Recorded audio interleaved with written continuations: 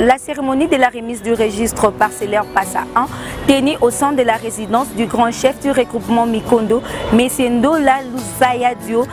André Motard. S'effectue entre l'action du contentieux parcellaire du parti Lumumbiste ainsi que les chefs coutumiers représentés par M. Ndola Luzaya Dio, André Motard. Faire découvrir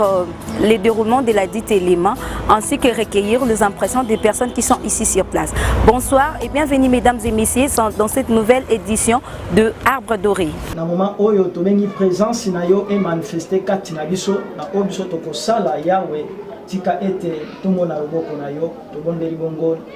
na kombo na yo. Amen. Le peuple vaincra. Le peuple Vaincra. Le peuple Vaincra, vaincra, vaincra. Nan Mokonzi. Peuple. Merci beaucoup. Merci grand chef de nous avoir reçus en séjour ici, chez vous. Comme vous le savez, nous, la coordination du contentieux parcellaire Passa,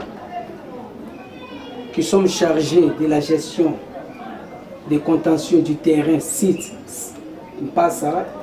appelé Cité Palou, que votre père, votre prédécesseur, le grand chef Ndola Mabela, avait remis entre les mains des militants du Palou. Vous allez me permettre que nous puissions parler en lingala pour que nous puissions mieux expliciter ce pourquoi nous sommes ici chez vous. Na moi mon conseil, na historique, ils a été le patriarche Antoine Kizenga, Azoki Likanisa Soma Mabele. Avec le grand chef coutumier, il y a un groupement Mikondo qui m'a dit que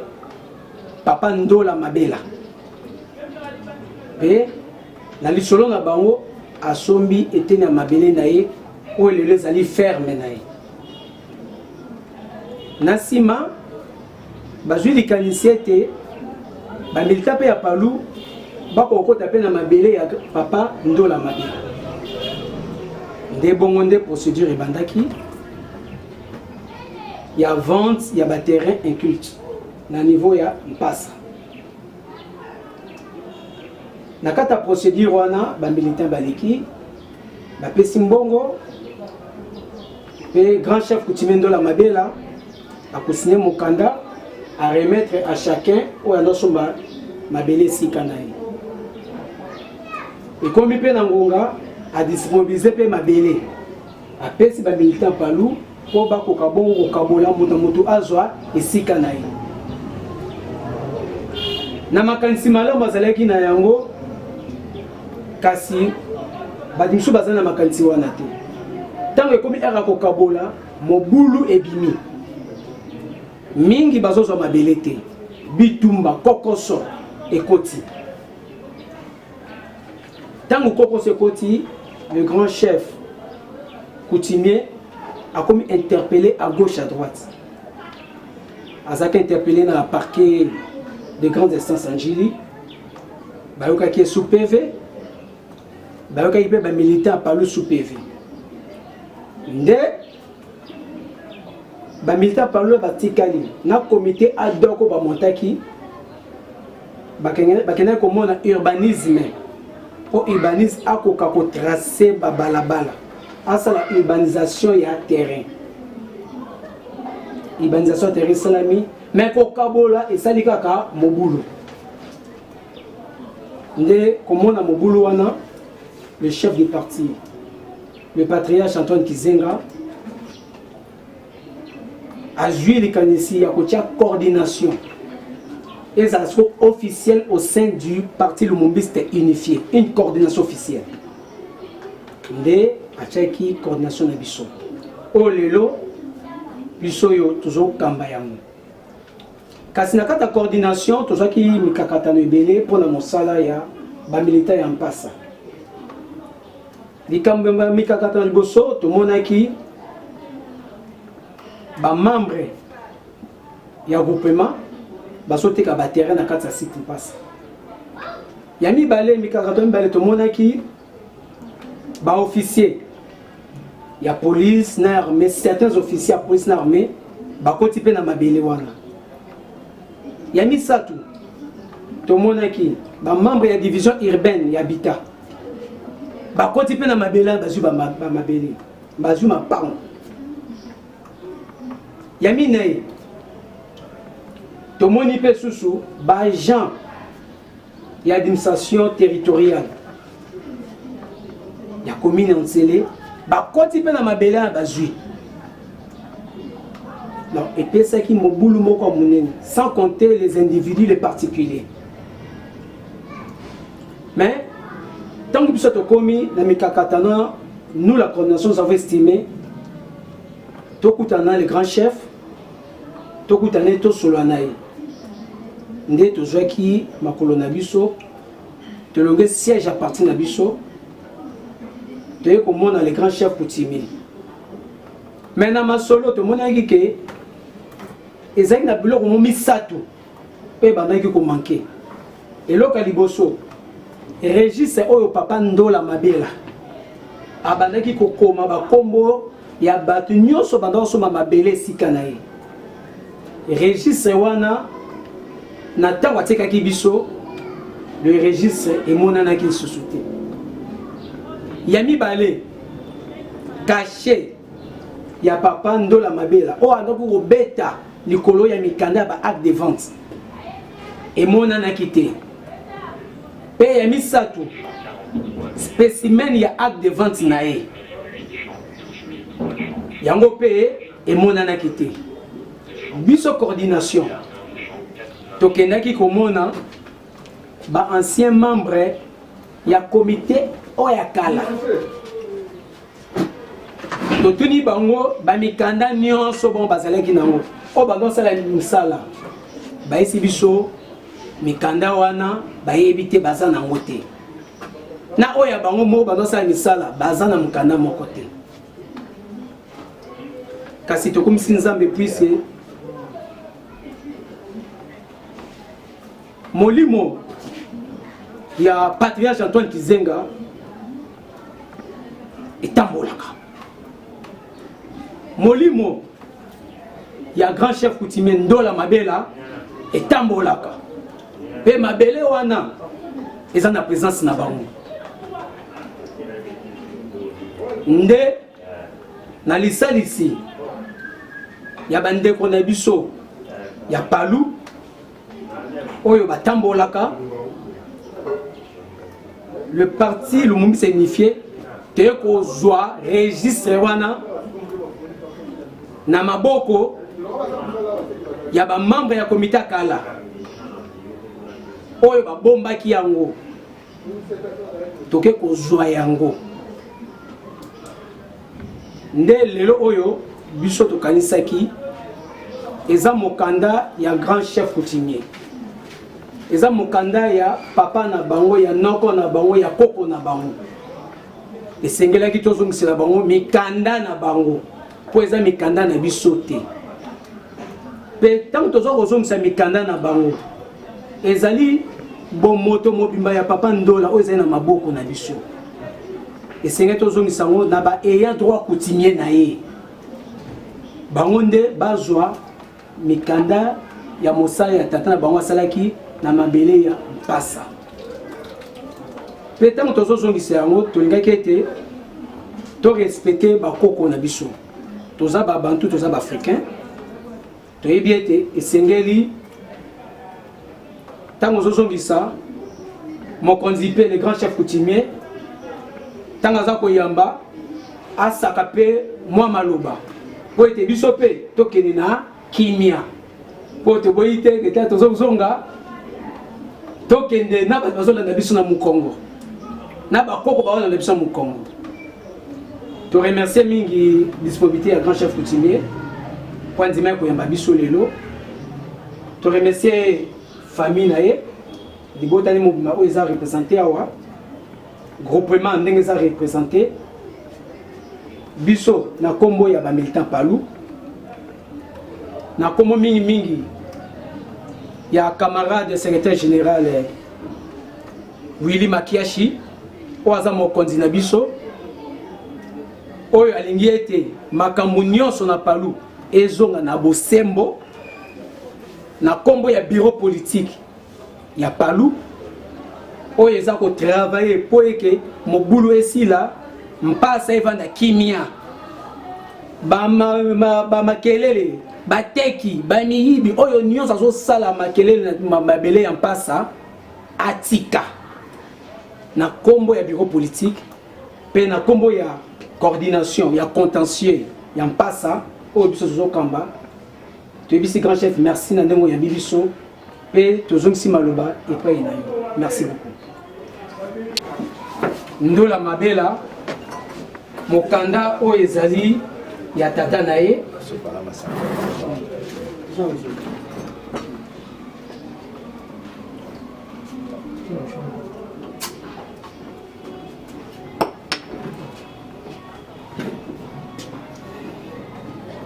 yambo ya kozwa registre toza na kuti fo mpe bakenda batriage na papa na ngai baza na biso elongo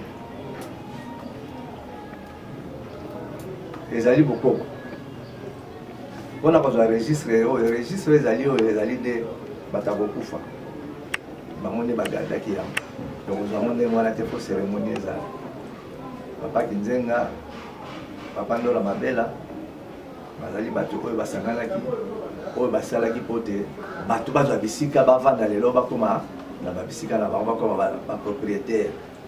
mingi bazalaki balocataire balongo balocataire bakoma bapropriétaire na nzela ya papa na ngai alors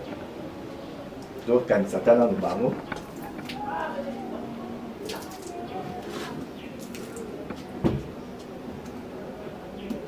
oyo bango baliaka nde yango oyo etikali nde eza ya biso. Merci.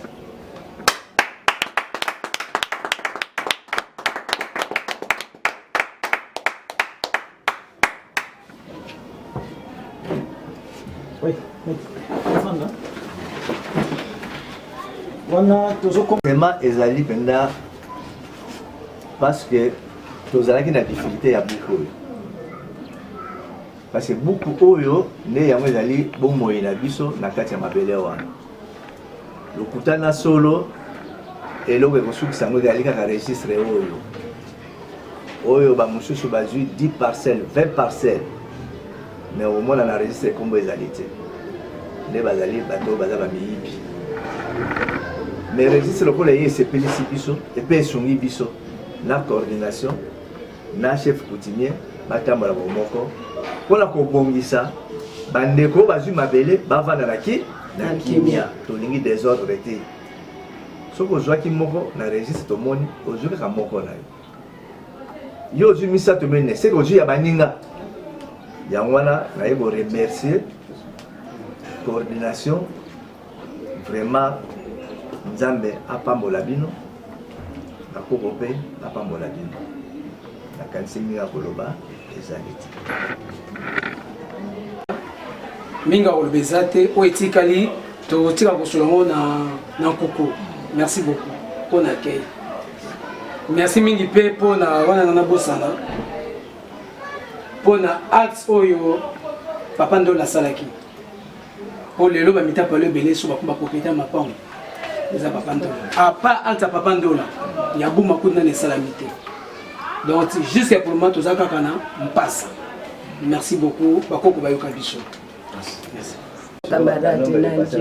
oyo nyonso lobi nazokomiyoka sayisayi soki babumukaka mbele na pubuki lokola ndeke mpona souffrance oyo tomoni na parti incroyable mes frères nabungisi mwana na Palu nabungisi mobali na Palu tu me vois comme ça je suis veuve debout nakufili nanga mbali te nasali divorce te mais mpona Palu mais nakomi veuve.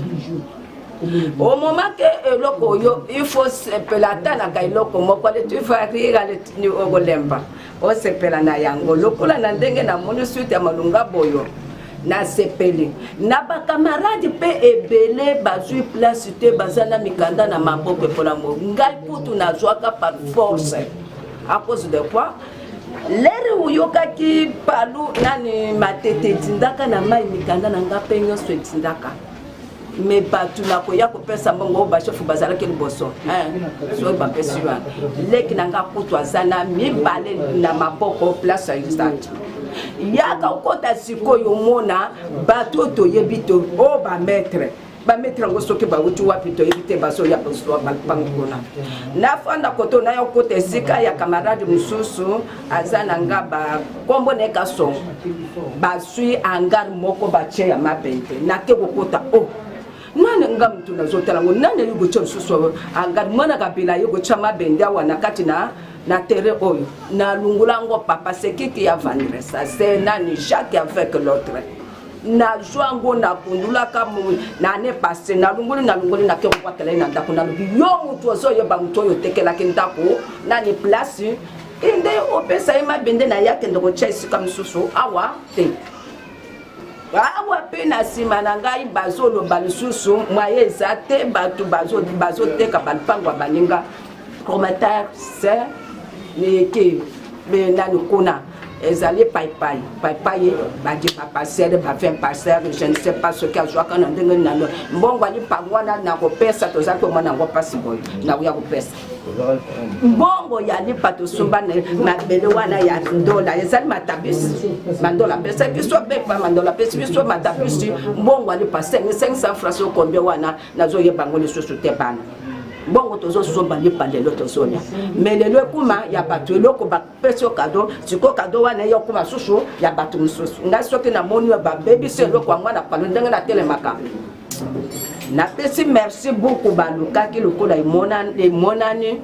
ale pesa solution na bato oyo basaba na palute bango nyonso babima na terre wana bobi misila biso bato oyo aza mwana palute abima na terre wana oyo sombi terre na mbibe eloko na nga yango eloko liboso pele balakisa bakarte na quelle année oyo bapesaki minani mikanda o nani malpango wana bango ba nani ni basomba bakarte pona bakarte na biso to pesaka ane ya sika ya kalate nde bakarte pe ekobanda kolakisa eloko nazana ngo na tina yangwana félicitations penza na Bordeaux asali na mukunzi na biso oyo nyonso nani mukandeke na maboko solution monani nazali komeyoka esengo makasi parce que nalaki na difficulté belé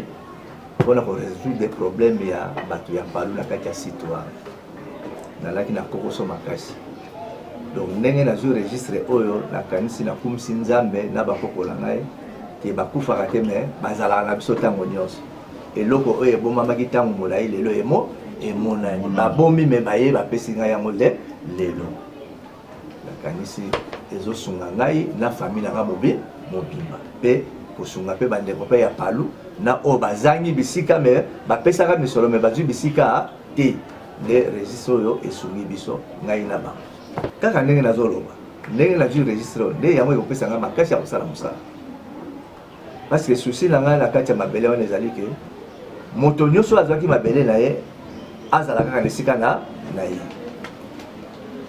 yango lomoni ke registre oyo ezosunga ngai makasi mpona kosunga bandeko wana nyonso tu moto na moto akoma propriétaire parce que ezali mosala oyo papa nanga asalaki. Un soulagement, puisque c'est un dossier qui date depuis 1996. Donc aujourd'hui, pratiquement, ça fait plus de 20 ans. Nous, comme coordination, nous sommes arrivés en 2016 sur nomination du patriarche Antoine Kizenga de Res Mémoire, que nous qualifions d'immortel, puisqu'il a eu à penser des choses qu'en ce moment-là, vers les années